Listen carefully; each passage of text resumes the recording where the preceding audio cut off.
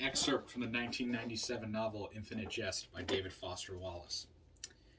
It is a level of psychic pain wholly incompatible with human life as we know it. It is a sense of radical and thoroughgoing evil, not just as a feature, but as an essence of conscious existence.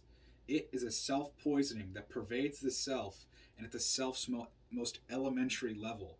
It is a nausea of the cells and the soul.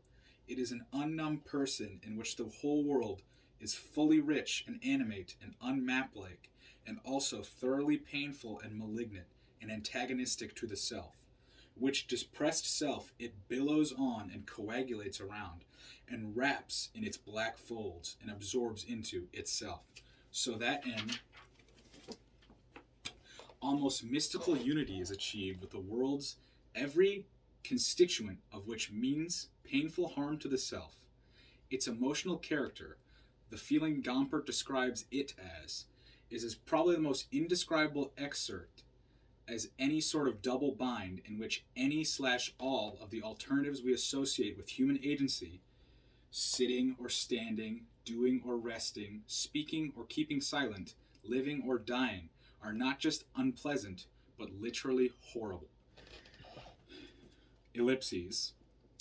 The authoritative term psychotic depression makes Kate Gompert feel especially lonely, specifically the psychotic part. Think of it this way.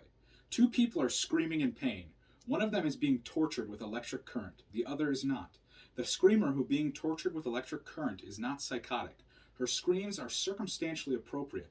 The screaming person who's not being tortured, however, is psychotic, since the outside parties making the diagnoses can see no electrodes or measurable amperage.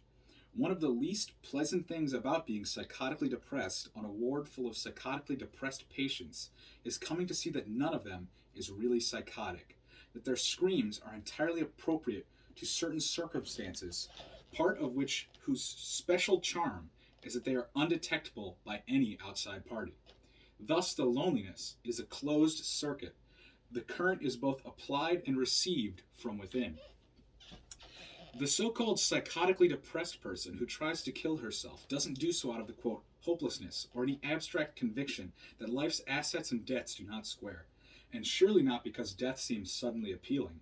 The person in whom its invisible agony reaches a certain unendurable level will kill herself in the same way a trapped person will eventually jump from a window of a burning high-rise. Make no mistake about a person who's leaped from burning windows. Their terror of falling from such a great height is still just as great as it would be for you or me standing speculatively at the same window, just checking out the view. I.e., the fear of falling remains a constant. The variable here is the other terror, the fire's flames. When the flames get close enough, falling to death becomes the slightly less terrible of two terrors. It is not desiring the fall. It's the terror of the flames, and yet nobody down on the sidewalk, looking up yelling, "Don't," and "hang on," can understand the jump. Not really.